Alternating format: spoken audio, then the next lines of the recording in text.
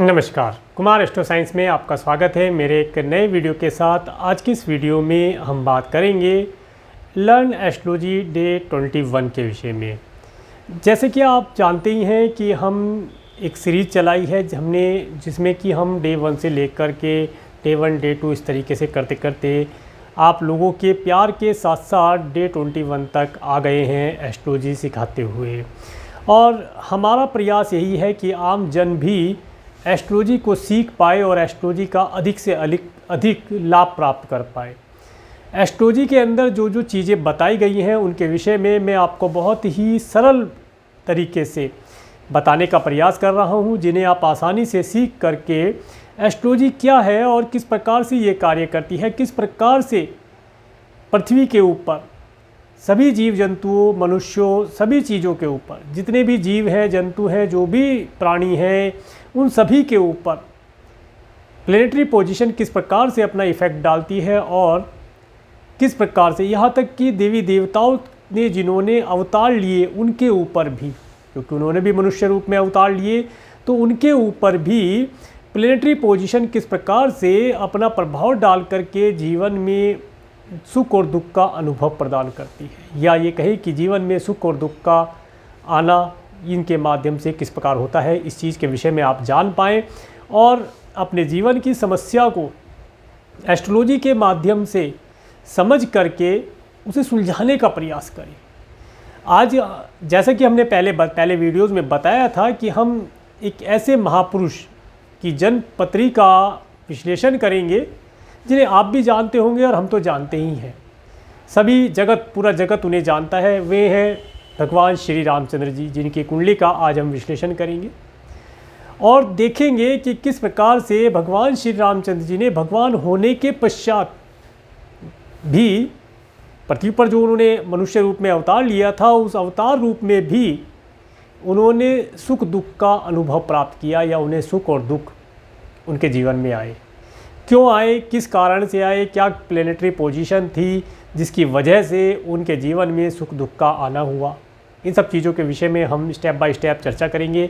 Video लंबा ना हो इसलिए थोड़े ही सूत्रों का हम प्रयोग यहाँ पर करके आपको बतलाएंगे। कुछ जितने सूत्र हमने बताए हैं वे तो हम लेंगे ही लेंगे, और जो बाकी के सूत्र हैं वे आने वाले समय में, जो हम कुछ सूत्र और आपको बतलाएंगे, उन्हें आने वाले समय में कोई और किसी और महापुरुष की कुंडली के अंदर प्रयोग करके आपको प्रयोग करना सिखाएंगे कि जन्मपत्री के अंदर प्लेनेट किस प्रकार से पूरे जगत के ऊपर प्रभावी रहते हैं और अपना प्रभाव डालकर सुख दुख का अनुभव प्रदान करते हैं। तो आइए चलिए देखते हैं।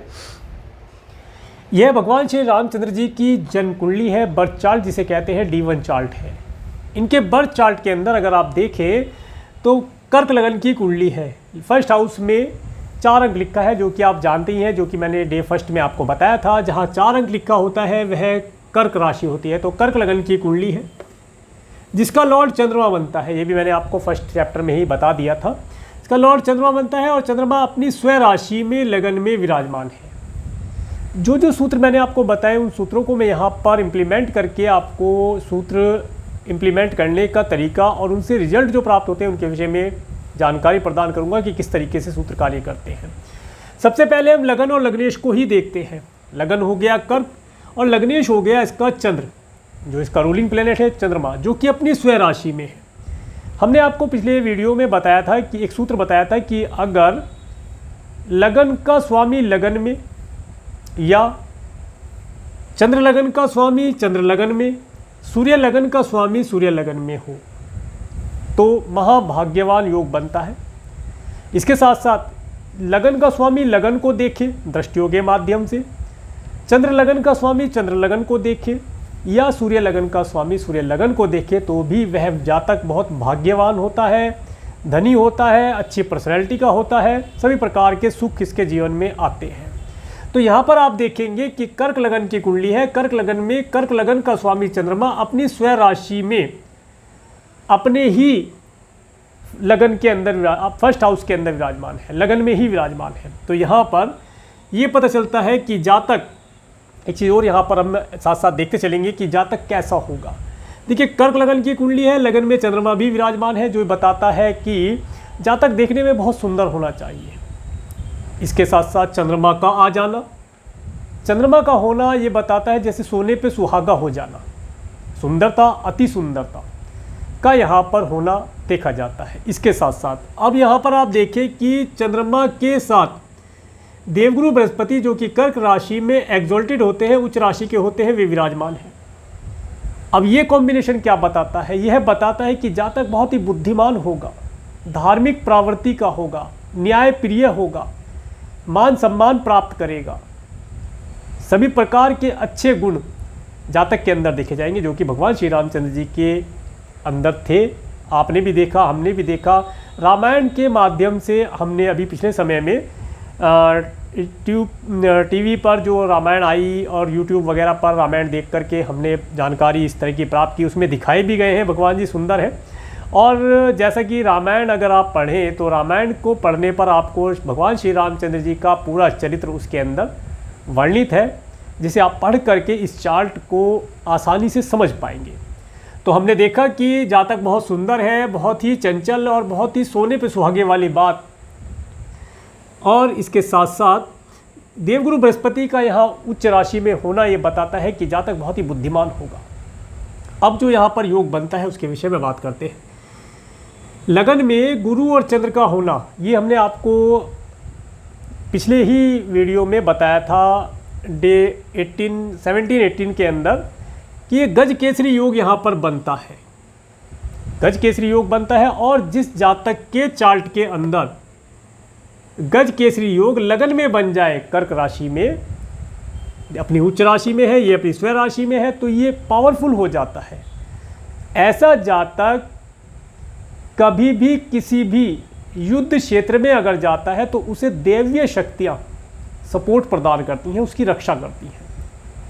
अगर ऐसा योग किसी आम जातक की जन्मपत्री में बन जाए, इसी स्थान पर ऐसी ही अवस्था में बन जाए, तो जातक कितनी भी भारी बौछार हो रही हो बिजली गोलियों की, तो वह बच करके निकल जाता है, उसे खरोच तक नहीं आती है। इस तरह का योग भगवान श्री रामचंद्र जी की कुंडली के अंदर बना हुआ है, इसे हमने देखा। इसके साथ साथ आगे बढ़ते हैं। दूसरा योग यहीं पर हम देखते हैं, देवगुरु बृहस्पति जब उच्च राशि के होते हैं, तो देवगुरु बृहस्पति जब यहाँ पर उच्च राशि के होते हैं, लगन में मैंने बताया था हंस नामक पंच महापुरुष योग बनता है, जिसमें कि देवगुरु बृहस्पति लगन या तो केंद्र में हो या त्रिकोण में हो। तो यहाँ पर लगन में ही है और अपनी उच्च राशि में है, दो कंडीशन एक साथ यहाँ पर फाइनल हो जाती हैं। तो आपने देखा कि यहाँ पर एक हंस पंच महापुरुष योग बनता है, जिसके विषय मैंने आपको कल बताया था। जातक बहुत ही धार्मिक होता है, आध्यात्मिक होता है, धनवान होता है, मान सम्मान उसे मिलता है, यश प्राप्त करता है, इन सब तरीके की चीज़ों का लाभ उसे होता है, जो कि भगवान श्री रामचंद्र जी ने प्राप्त भी किया। आगे बढ़ते हैं। सेकंड हाउस में इनके कोई प्लेनेट नहीं है। इनके थर्ड हाउस में राहु ग्रह अपने मित्र की राशि में, क्योंकि राहु की बुध ग्रह, कन्या राशि का लॉर्ड बुध होता है, बुध इनके मित्र हैं, मित्र की राशि में विराजमान है। राहु की बुध के साथ बहुत मित्रता है, क्योंकि राहु अपने कार्यों को कराने के लिए बुध का, वाणी का सहारा लेता है। आगे बढ़ते हैं। इनके फोर्थ हाउस में तुला राशि के अंदर शनि ग्रह एग्जॉल्टेड होकर के अपनी उच्च राशि में विराजमान है। शनि ग्रह के ऊपर बात करते हैं सबसे पहले। और शनि ग्रह जिस राशि में है, इसके लॉर्ड शुक्र ग्रह उच्च राशि के होकर के भाग्य क्षेत्र में विराजमान है। अब ये क्या बताता है, देखते हैं। देखिए शनि का यहाँ पर अभी एक और चीज़ मैं आपको बताता हूँ। यहाँ पर एक योग और बनता है जिसे शश महापुरुष योग कहते हैं। जब शनि केंद्र या त्रिकोण में अपनी स्वयं राशि या अपनी उच्च राशि में होगा तो शश महापुरुष योग बनता है, जिसका फल मैंने आपको बताया था कि जातक बहुत ही न्यायप्रिय, साहसी और राजा के समान होता है या राजा होता है, राजा के तुल्य वह जीवन व्यतीत करता है, लंबी आयु उसकी होती है। इस प्रकार के जो मैंने फल बताए थे, आप प्रीवियस वीडियो में जाकर के उन्हें देख सकते हैं। तो वही चीज़ें यहाँ पर आप भगवान श्री रामचंद्र जी के चार्ट के अंदर देखेंगे और आपने उनके जीवन में देखा भी होगा। भगवान श्री रामचंद्र जी बहुत ही न्यायप्रिय, न्याय करने वाले, मर्यादा पुरुषोत्तम भगवान श्री रामचंद्र जी, इसीलिए इनका नाम पड़ा, क्योंकि ये सही प्रकार से न्यायप्रिय थे और राजाओं के राजा ये थे। ये शश महापुरुष योग का कमाल यहाँ पर समझा जाएगा। आगे बढ़ते हैं। आपने देखा कि इनके फोर्थ और इनके 11th हाउस का लॉर्ड शुक्र होकर के इनके 9th हाउस में चला गया, जो कि एक्सॉल्टेड हो गया, केतु के साथ है। यहां पर शुक्र का जाना ये बताता है कि जातक को सभी प्रकार से धार्मिक कार्यों के अंदर रुचि होना, धार्मिक कार्यों से उसे लाभ होना, धर्म कर्म से रिलेटेड कार्य करके जातक अपना नेम फेम बढ़ाएगा, अपने भाग्य को बढ़ाएगा, इन सब चीज़ों से उसे लाभ होगा। और जातक को यात्राएं करने का अवसर प्राप्त होगा। तो जैसे कि यात्राएं की भी, अब यात्राएं क्यों की उसके विषय में हम बताएंगे अभी, क्योंकि जो 14 साल का वनवास हुआ वो काफ़ी लंबी यात्रा थी, उसके विषय में भी बात करेंगे कि क्यों हुआ वे। आगे बात करते हैं इनके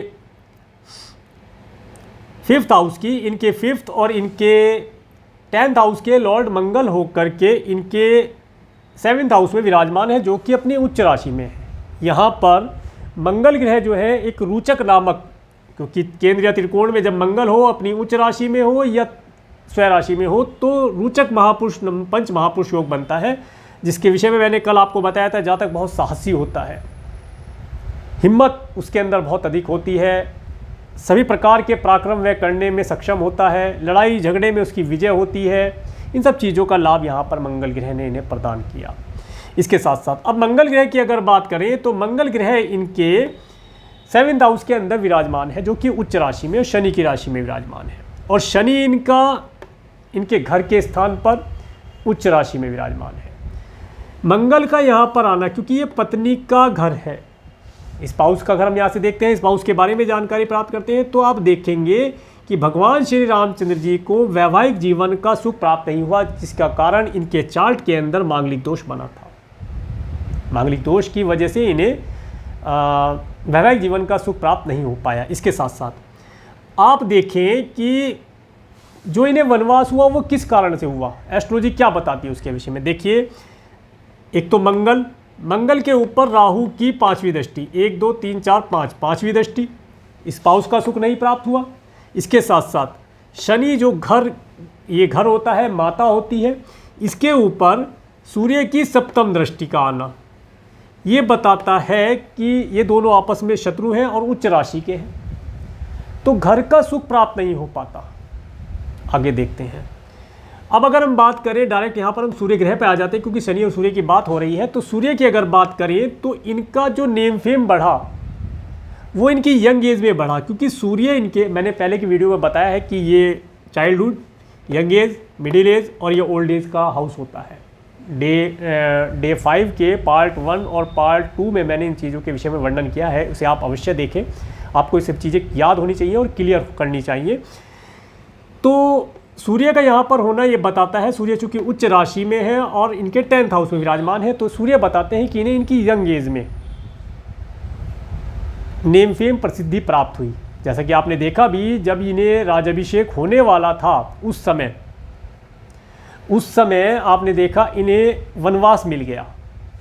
वनवास जो मिला है, घर का सुख नहीं प्राप्त हुआ, पत्नी का सुख प्राप्त नहीं हुआ। ये समय इन्हें अच्छे वैवाहिक जीवन का सुख प्राप्त करने का था, अच्छे घर राजमहल का सुख प्राप्त करने का था। साथ में सूर्य जो कि एक बड़ा राजमहल, एक राजा जैसा कार्य क्षेत्र जो था इनका, राजा जैसा ही था, बाद में इन्हें प्राप्त हुआ। उससे इन सब चीज़ों पर इफ़ेक्ट पड़ा, जिसकी वजह से इन्हें 14 साल का वनवास भोगना पड़ा। ये चीज़ क्लियर हुई। और जो इनका नेम फेम जो बढ़ा है, वो नेम फेम इनका 14 साल के वनवास के पीरियड के अंदर ही बढ़ा है, जो कि यहाँ पर यंग एज का समय बताता है, जो सूर्य इस चीज़ के बारे में जानकारी प्रदान करता है। इसके बाद आगे बढ़ते हैं। अब हम देखते हैं कि ये जो शुक्र, अब हम आते हैं शुक्र ग्रह के ऊपर। शुक्र ग्रह इनके 9th हाउस में अपनी उच्च राशि में विराजमान है, जो कि यहाँ पर मालव्य नामक पंच महापुरुष योग बनाते हैं। क्योंकि जब शुक्र केंद्र त्रिकोण में हो और या अपनी उच्च राशि में हो, साथ में अपनी राशि में हो या उच्च राशि में हो, तो यहाँ पर उच्च राशि में है, ये मालव्य नामक योग बनाते हैं, जिसके माध्यम से जातक को भाग्य से रिलेटेड सुखों की प्राप्तियाँ तो होंगी, देगा, शुक्र देगा, और राज सम्मान से मान प्राप्त होना, प्रतिष्ठा मिलना, धार्मिक कार्यों का होना, आयोजन होना। जब आपने रामायण अगर देखी हो या पढ़ी हो तो आपने देखा होगा, भगवान श्री रामचंद्र जी ने 14 साल के वनवास में काफ़ी सारे यज्ञ अनुष्ठान पूर्ण करवाए ऋषि मुनियों के, क्योंकि उस समय राक्षस उन्हें करने नहीं देते थे। तो रामचंद्र जी और भगवान श्री रामचंद्र जी और लक्ष्मण जी धनुष बाण लेकर के राक्षसों को दूर हटाते थे, और उस समय पे इनकी सहायता से काफ़ी सारे धार्मिक अनुष्ठान हुए। वैसे तो ये तो करते ही रहते थे बीच बीच में, परंतु इन्होंने जो पूर्ण कराए वो यहाँ पर शुक्र ग्रह ने इनके पूर्ण कराए। अब देखते हैं कि जो इनका रामचंद्र जी, भगवान श्री रामचंद्र जी का रावण के साथ युद्ध हुआ, और इसके साथ साथ जो इन्हें अपने स्पाउस का सुख प्राप्त नहीं हुआ, उसके पीछे और क्या कारण हो सकते हैं। राहु ग्रह की सप्तम दृष्टि इनके शुक्र और केतु के ऊपर 9th हाउस पर पड़ती है, जो कि इनके भाग्य का क्षेत्र है, और शुक्र इनके लिए इनके घर के और इनके 11th हाउस के लॉर्ड होकर के इनके भाग्य विराजमान है। तो आप देखेंगे कि शुक्र जब पीड़ित हो जाता है राहु की वजह से, तो घर का सुख प्राप्त नहीं होता, भाइयों का सुख प्राप्त नहीं होता, और छोटे भाइयों की, क्योंकि ये छोटे भाई बहनों का सिबलिंग का स्थान है, छोटे भाई बहनों की वजह से जातक को परेशानियों का सामना करना पड़ा। इस तरीके से आप इस चीज़ को देख सकते हैं। और यात्रा, क्योंकि छोटी यात्रा भी है और यहाँ पर लंबी यात्रा, तो जातक को बिना समय की यात्रा, अचानक से दी हुई यात्रा, क्योंकि राहु जो भी देता है वो सडन देता है, अचानक से देता है। तो अचानक से देखिए राज्याभिषेक होने वाला था, और उन्हें पता चला सुबह ही सुबह कि वनवास के लिए जाना है। तो ये सब अचानक से जो काम होते हैं सब राहु कराता है। तो राहु ने अचानक से इन्हें वनवास दिया। इसके साथ साथ जब 5वीं दृष्टि राहु की मंगल के ऊपर इनके 7th हाउस पर पड़ती है, तो यहाँ पर जो ये मंगल की राहु की दृष्टि आई, तो उसने मंगल को पीड़ित और इनके 7th हाउस को पीड़ित किया, जिसकी वजह से इन्हें इनके स्पाउस का, या ये कहें कि इनके वैवाहिक जीवन का सुख ही प्राप्त नहीं हो पाया। पूरा जीवन इन्होंने अपना वैवाहिक जीवन का सुख प्राप्त नहीं किया, ऐसा यहाँ पर ये राहु की वजह से हुआ माना जाएगा। इसके साथ साथ अब हम देखेंगे राहु की वजह से ये हुआ, कुछ योग मैंने आपको बता दिए हैं। अब हम देखते हैं कि जो बुध है, बुध इनके 3rd और इनके 12th हाउस के लॉर्ड होकर के इनके 11th हाउस में विराजमान है, जो कि अपने मित्र शुक्र की राशि में विराजमान है, और शुक्र इनके 9th हाउस में विराजमान है। आप देखेंगे कि जो बुध है, बुध ने शुक्र को लाभ प्रदान किया, क्योंकि बुध जो है इनका खराब अवस्था में नहीं है। मित्र की राशि में जब प्लेनेट आता है तो वो एक अतिथि की तरह होता है। तो बुध जो है भाइयों की वजह से, सिबलिंग्स की वजह से यहाँ पर कष्ट प्रदान किया, ऐसा यहाँ पर समझा जाएगा। क्योंकि जो और धर्म कर्म के लिए, धर्म की रक्षा के लिए, आप देखेंगे भाग्य वृद्धि के लिए इन्होंने एक लंबी दूरी की यात्रा बुध ग्रह के माध्यम से प्राप्त की, ये भी यहाँ पर समझा जाएगा। इसके साथ साथ अब हम बात करेंगे इनके चार्ट के अंदर जो मंगल ग्रह है। चलिए मंगल ग्रह ले लेते हैं। मंगल ग्रह की जो दृष्टि है, पहले गुरु ग्रह लेते हैं। गुरु ग्रह की जो 5वीं दृष्टि है, 1 2 3 4 5, जब गुरु ग्रह की 5वीं दृष्टि ये इनके विद्या के हाउस पर, संतान के हाउस पर पड़ती है। और आपको पता है देवगुरु बृहस्पति की 5वीं 7वीं और 9वीं अमृतमय दृष्टियाँ होती हैं, 3 अमृतमय दृष्टि होती है, पूर्ण दृष्टियाँ होती है। तो जब देवगुरु बृहस्पति की 5वीं दृष्टि, अमृतमय दृष्टि इनके 5th हाउस पर पड़ती है, तो ये बताती है इन्हें अच्छी एजुकेशन प्राप्त होना, जो कि इन्होंने प्राप्त की। अच्छी संतान का सुख प्राप्त हुआ, संतान का सुख प्राप्त नहीं हुआ परंतु संतान तो इन्हें प्राप्त हुई, ऐसा यहाँ पर देखा जाएगा, संतान इन्हें प्राप्त हुई। इसके साथ साथ अब आगे बात करते हैं देवगुरु बृहस्पति की 7वीं दृष्टि के विषय में। देवगुरु बृहस्पति की 7वीं दृष्टि जब इनके 7th हाउस पर पड़ती है, तो ये बताती है कि जो इनकी स्पाउस है वो भी काफ़ी धार्मिक होनी चाहिए। धार्मिक थी, माता सीता जी बहुत धार्मिक थी, पूजा पाठ इत्यादि करना, धर्म कर्म करना, बहुत एजुकेटेड होना, सभी प्रकार के ज्ञान, भौतिक ज्ञान, आध्यात्मिक ज्ञान इनके पास होना, ऐसा यहाँ पर देखा गया। इसके बाद जब देवगुरु बृहस्पति की 9th एस्पेक्ट, 7 8 9 9th एस्पेक्ट इनके 9th हाउस पर पड़ती है, तो ये बताती है इस समय अंतराल, ये जो बताती है कि जातक काफ़ी धार्मिक होगा, रिलीजियस ट्रैवलिंग करेगा, धर्म का प्रचार करेगा, इस तरीके के कार्य इन्होंने किए। तो यहाँ तक हमने देखा देवगुरु बृहस्पति की जो अमृतमय दृष्टि है उनका प्रभाव। अब हम देखेंगे, इन्हें यहाँ से हटा देते हैं, नहीं तो फिर ये मिक्स हो जाएंगे, पता नहीं चल पाएगा। अब हम बात करेंगे राहु की दृष्टि के विषय में। राहु ने क्या क्या, राहु की दृष्टि ने क्या क्या गड़बड़ी की, उसे देखते हैं। एक चीज़ और मैं आपको बताना चाहूँगा, देखिए ये जो राहु है इनका, ये पराक्रम के स्थान में, इसका ज़्यादा विश्लेषण नहीं हो पाया, इसका विश्लेषण मैं अभी आपको करके बताता हूँ। ये जो राहु है इनके थर्ड हाउस में वाणी के स्थान, कन्या राशि में, मित्र राशि में और इनके पराक्रम के स्थान पर है। तो ये राहु जो है अचानक से इन्हें पराक्रम देता है। और शुक्र के ऊपर शुक्र होती है स्त्री, स्त्री की वजह से पराक्रम करना। इनके जीवन में जो लड़ाई हुई उसे अगर देखा जाए, जो ये माता सीता का हरण हुआ, अगर आप इसे धीरे से, अगर आप ध्यान से अगर रामायण के अंदर पढ़ें तो देखें वहाँ पर स्त्री की वजह से लड़ाई शुरू हुई। सबसे पहले सूर्पनखा ने भगवान श्री रामचंद्र जी को देखा और वह इनके ऊपर मोहित हो गई, क्योंकि बहुत सुंदर थे ये, मोहित हो गई और उसने इनसे विवाह का प्रस्ताव रखा। रामचंद्र जी ने भाई की तरफ भेज दिया, भाई छोटा भाई, छोटे भाई ने फिर रामचंद्र जी की तरफ भेजा। उसके बाद जब रामचंद्र जी ने इनकी नाक काट दी, तब स्त्री की वजह से उसने रावण से जाकर के शिकायत की कि ऐसे ऐसे वनवासी हैं और उन्होंने मेरी नाक काट दी और उनसे प्रतिशोध लिया जाए, बदला लिया जाए। तो देखिए यहाँ पर जो स्टार्टिंग हुई, राहु ने शुक्र के ऊपर दृष्टि डाली, जिसकी वजह से स्त्री पक्ष प्रभावित हुआ और उसकी वजह से लड़ाई का होना, पराक्रम, लड़ाई, झगड़ा। अभी झगड़ा यहाँ से देखा जाएगा, परंतु यहाँ पर उसने पराक्रम को बढ़ा दिया कि पराक्रम दिखाना है। एक चीज़ क्लियर हुई। इसके बाद अब माता सीता को अचानक से एक तरीके का मैजिक सा ही हुआ कि माता सीता को एक हिरण दिखाई दिया, छलावा, जिसे छलावा कहते हैं, जो ये राहु करता है। जितना भी मैजिक होता है जो दिखाई नहीं देता, होता कुछ नहीं है परंतु डर होता है, भय होता है, वो राहु क्रिएट करता है। तो राहु ने माया से एक सुंदर सा हिरण बनवाया सोने का, उसके पीछे भगवान श्री राम जी और लक्ष्मण जी चले गए और पीछे से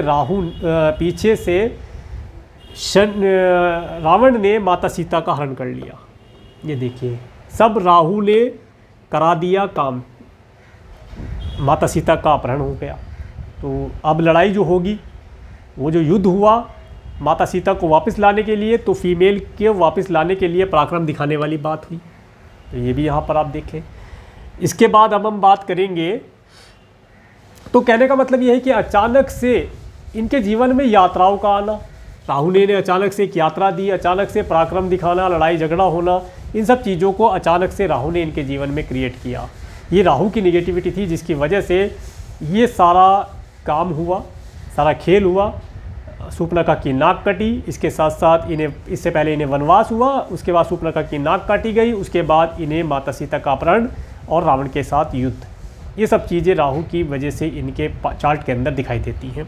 और भी योग हो सकते हैं। देखिए, बहुत बड़े बड़े एस्ट्रोलॉजर हैं, बहुत विद्वान एस्ट्रोलॉजर हमारे देश के अंदर हैं, तो सब अपना अपना ज्ञान लगा सकते हैं, सबके पास बहुत सारे सूत्र हो सकते हैं। परंतु जहाँ तक मेरा ज्ञान है, मैं सूक्ष्म या सरल तरीके से जो इस चीज़ को बताने का प्रयास कर रहा हूँ, वो यही है कि राहु की निगेटिविटी की वजह से ये कार्य हुए।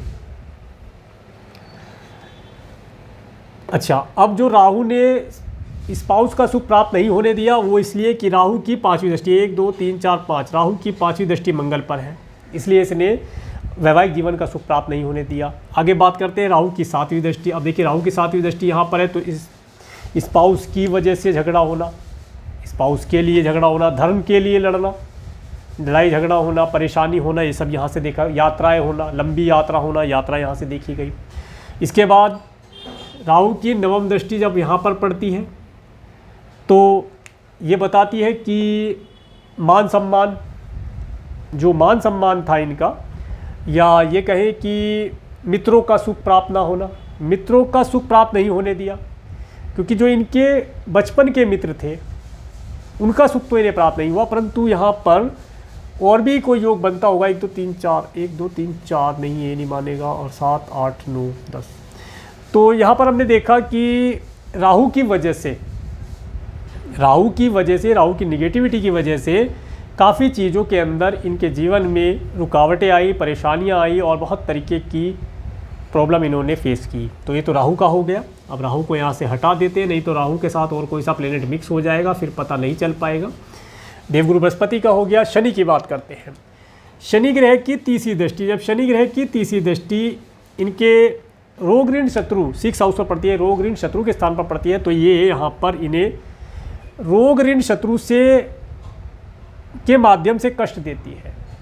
कुछ शत्रु हो जाना, अचानक से कुछ शत्रु प्रकट हो गए, उनकी वजह से लड़ाई झगड़ा होना, ये सब आपने देखा। इसके बाद जब शनि की 7वीं दृष्टि, शनि की 7वीं दृष्टि जब इनके कार्य क्षेत्र पर और सूर्य के ऊपर पड़ती है तो ये बताती है कार्य क्षेत्र के अंदर व्यवधान आना, जो कि व्यवधान आया जब इन्हें राज्याभिषेक होने वाला था। उस समय पर शनि की दृष्टि जब सूर्य के ऊपर पड़ी तो उसने इन्हें इनके कार्य क्षेत्र से पृथक कर दिया, अलग कर दिया। इसके बाद जब शनि की 10वीं दृष्टि 7, 8, 9, 10 10वीं दृष्टि जब इनके लगन पर पड़ती है तो ये बताती है कि कुछ गलत डिसीजन लेना। देखिए भगवान थे, ज्ञान काफ़ी था, सब कुछ था, गलत डिसीजन इनका क्या रहा कि सोने के मृग के पीछे भागना, ये इनका गलत डिसीजन रहा। परंतु ये लीला थी भगवान की एक, इसे हम गलत नहीं कह सकते, परंतु शनि ने ये खेल रचा, इसे हम गलत नहीं कहेंगे, यहाँ पर ये शब्द गलत यूज़ हो गया। ये शनि की वजह से, शनि की दृष्टि की वजह से इन्होंने ये स्टेप लिया या ये लीला की कि एक सोने के मृग के पीछे भागते हैं। और सोने के मृग आज तक किसी ने नहीं सुना, ना किसी ने देखा कि सोने का मृग कभी होता है, परंतु फिर भी ये उसके पीछे भागे। और यही भागने की वजह से आपने देखा हो कि माता सीता का हरण हो गया। तो ये शनि की जो 10वीं दृष्टि यहाँ पड़ी, उसकी वजह से इन्होंने इस तरह का स्टेप लिया, जिसकी वजह से ये पूरी रामायण यहाँ पर स्टार्ट हुई। ये हुआ शनि की दृष्टि के बारे में। राहु का मैं बता ही चुका हूँ, सूर्य का हो गया, मंगल का हो गया। तो इस तरीके से आज आपने देखा। इसके साथ साथ इनके चार्ट के अंदर एक चीज़ और मैं आपको बताना चाहूँगा कि एक इनके चार्ट के अंदर शुभ वैसी योग बनता है। अगर सूर्य से सेकंड हाउस में शुक्र, बुध और मंगल, शुक्र, बुध, गुरु अगर होते हैं तो यहाँ पर शुभ वैसी योग बनता है। ये भी बहुत अच्छा योग होता है। इसमें योग में जातक काफ़ी नेम फेम, रेस्पेक्ट प्राप्त करता है, मान सम्मान होता है और राजाओं जैसा जीवन वो व्यतीत करता है। तो इस तरीके से आज हमने भगवान श्री रामचंद्र जी की जन्म कुंडली का विश्लेषण किया और देखा कि किस प्रकार से भगवान श्री रामचंद्र जी के चार्ट के अंदर 1, 2, 3, 4, 5 प्लेनेट एग्जोल्टेड है, उच्च राशि में है। और देखें, एक प्लेनेट अपनी राशि में है और बुध भी अपने मित्र की राशि में है, राहु भी अपने मित्र की राशि में है। फिर भी जातक ने जीवन के अंदर सुख दुख का अनुभव प्राप्त किया। ये सब प्लेनेटरी पोजीशन की वजह से हो, जबकि ये तो भगवान श्री राम जी हैं। जो चाहते वो कर सकते थे, परंतु नहीं, ये मनुष्य रूप में अवतार लिए थे। इसलिए इन्होंने ग्रहों के इफ़ेक्ट को अपने ऊपर प्रभावी होने दिया और जिसके माध्यम से ये बर्थ चार्ट बताता है कि किस प्रकार से उन्होंने अपने जीवन में ग्रहों की अच्छी और बुरी दृष्टि की वजह से या ग्रहों की इस्पेक्ट की वजह से, ग्रहों के प्रभाव की वजह से जीवन में सुख और दुख का अनुभव प्राप्त किया। तो ये था भगवान श्री रामचंद्र जी की जन्म कुंडली का विश्लेषण। अगर आपको मेरा वीडियो अच्छा लगा है तो आप मेरे इस वीडियो को लाइक करें और यदि आप मेरे चैनल पर नए हैं तो मेरे चैनल को सब्सक्राइब करें, जिससे आने वाले नए वीडियो का नोटिफिकेशन आपको मिल सके। और मेरे इस वीडियो को प्रेमपूर्वक देखने के लिए, मेरे चैनल पर प्रेमपूर्वक बने रहने के लिए आपका प्रेमपूर्वक धन्यवाद। नमस्कार।